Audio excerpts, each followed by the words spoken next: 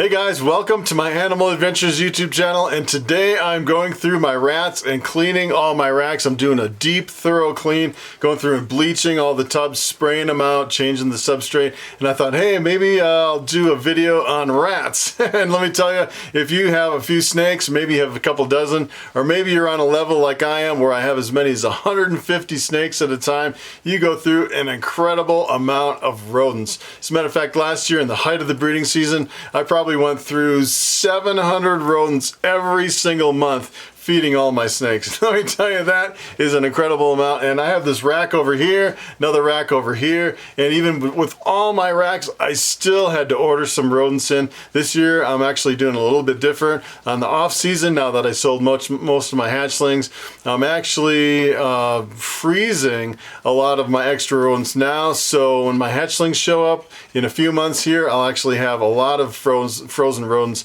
to feed my hatchlings. But I thought I'd kind of go through my whole operation through my racks, kind of show you my setup and some of the challenges that I faced early on as when I was breeding rodents. And I know a lot of my videos, typically I'm showing, you know, that side of the room where all my snakes are, going through all my snakes. This is the other side of the room where I have all my rodents, and it supports all my snakes over on this side.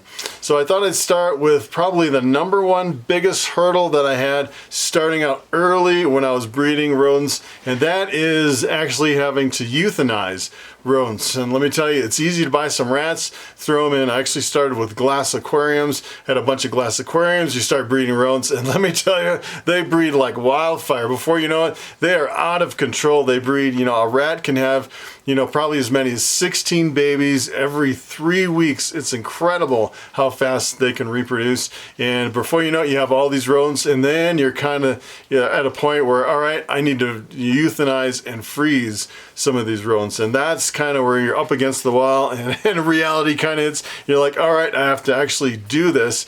And then let me tell you, I think some people really don't have the stamina to do it long term on a large scale. And I think when I first started, it was really difficult. And now that I've euthanized probably tens of thousands of rodents, it's a little bit easier, but I'd still say it's probably one of the biggest challenges of breeding rodents. Okay, so this is what it looks like when you catch me in the middle of cleaning rat tubs. I pretty much am sprawled all out on the table. And what I use is a pine bedding for shavings. It has to be dust free, and it has to be kiln dried, because you get the wrong pine shavings and it can be toxic. Let me tell you, I actually started with a really toxic pine bedding. I couldn't figure out what was going on, and I was throwing out dead rats every single day. You know, I had, you know, probably, you know, 100 rats plus in these tubs, and I was throwing out rats every day. And I thought it was a disease, and I was treating with antibiotics and all these medications. Come to find out, it was my pine bedding.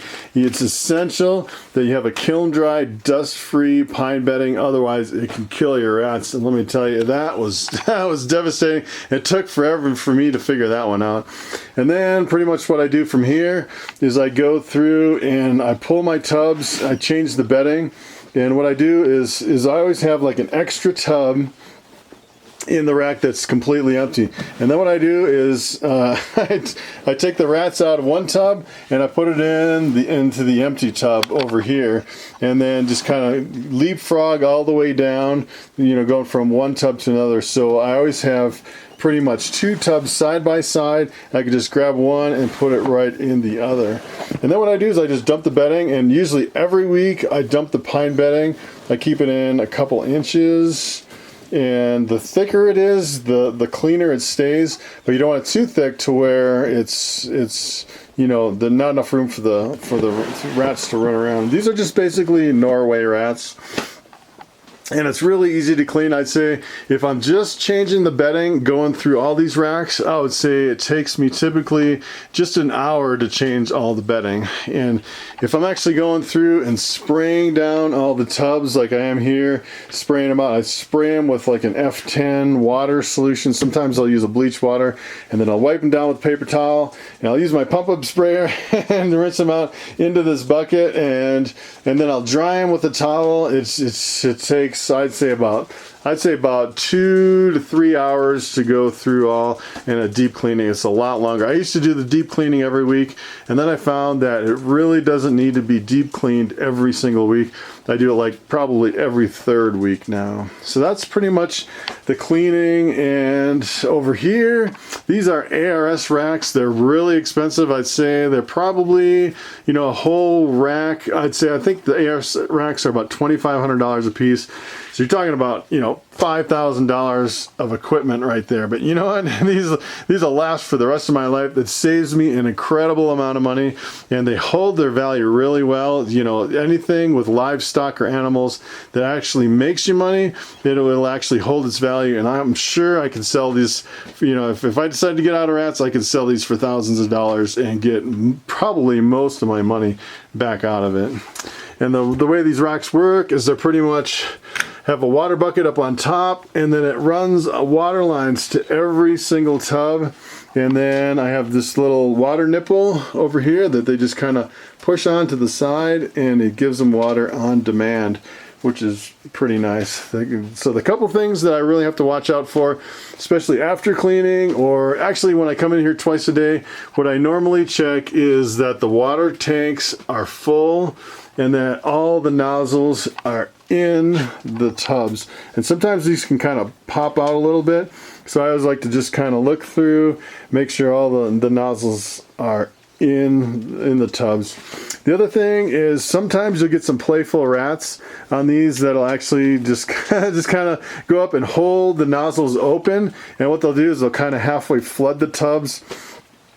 I've only ever had one that's stuck open, and what happened is a rat pushed it up and it actually got stuck on the open position. I think it just kind of rested up here, not in the actual hole, but the rat popped it up and it stuck open and flooded the tub, and I actually had some rats die. But it only happened once, and usually when I have a flooded tub, I can come in here and I can smell it. It smells like soggy pine and I know there's a flooded tub, and it's usually from just a playful rat just kind of keeping them open.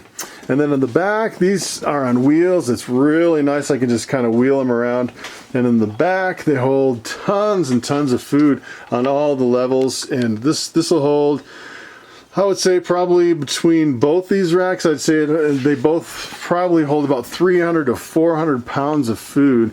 And I'll just go through and I'll just top them off, usually once a week on the weekend when I'm cleaning. I'll go through and top off the food, and then every day I'll check on the water, top off the water, and then once a week on the weekends I'll go through and swap out the tubs. So as far as the challenges of breeding rats and mice, I would say in addition to euthanizing, I think it's pretty hard to euthanize because, you know, rats are real friendly, they're really cute, especially the small ones, they're really cute.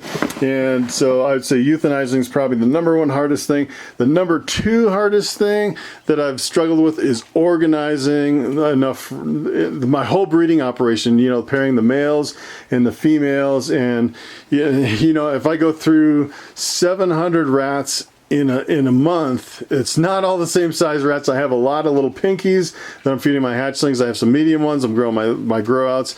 I have some bigger ones. I'm feeding some, you know, older ball pythons. I have some really big ball pythons that take some, you know, pretty decent size rats. And then I have my reticulated pythons that eat really jumbo. I have some really big, look at these males. I have some males that are really big, and the problem is you know, it takes like 3 years to really grow up a really big male for my retics. So, you know, you really have to think about the long term and the short term kind of rotation as far as getting everything in the right amounts month after month after month. And pretty much what I've been doing now is I've been pairing up my males and my females and pretty much full time. And the problem with pairing them up full time is that what happens is you'll get females that are laying babies, that they'll have little babies. For example, I have tiny little babies here, and these guys are really young, and then you'll get babies in here while you still have smaller you know, kind of medium-sized babies. And the problem is these little tiny ones, they get trampled if you keep breeding back to back to back. So what I really have to do right now is I'm going through and I'm removing all the older ones and euthanizing and freezing the older ones, or I'm going through and taking a lot of the pinkies for the hatchlings. If I grow them up just a little bit bigger, they're good for the hatchlings. And let me tell you, I used to rotate the males through all the tubs, and now I pretty much just keep them together all the time. It seems like it's a lot easier. So here's another thing that I've been struggling with these mice. They pretty much use the same water nozzle in here as the rats, and these mice, when they get to like hopper size, these little tiny babies in here, they don't have enough strength to actually work the water nozzle, and for some reason it seemed like it worked before, and I got a whole bunch of new nozzles, and for some reason these new nozzles, they're exactly the same as the old ones, but for some reason they just don't have enough strength to move these. I don't know if these are slightly different than the old ones. And then what I kind of started going with is little water bottles like this, and I just kind of recently found out that my mice weren't getting enough water. They were looking really skinny. I put a water bottle in there and they just immediately went over and started drinking like crazy from that water bottle. So that's another thing that I'm kind of struggling with that I've never really faced before. And I need to figure out if I can get some kind of a different nozzle for these mice up on the top. So if you're wondering how I euthanize the rodents, what I use is just a little Tupperware. It has this locking lid. It has locks on all four sides, and I just put my rodents right in there. And then what I did is I put a little, I think it's a valve stem from a tire, and I actually removed the core, and I hook it up to a CO2 tank that's pressurized, and I just flood it with CO2 for 30 seconds, and then let it sit for 3 minutes, and then the rodents are euthanized. Okay, so there you have it. That is my rat breeding operation in a nutshell. I'd say the biggest two challenges are actually euthanizing and organizing my rodents so I have enough rats and mice to feed my snakes on a continual basis. So thanks for watching, and I will see you next time.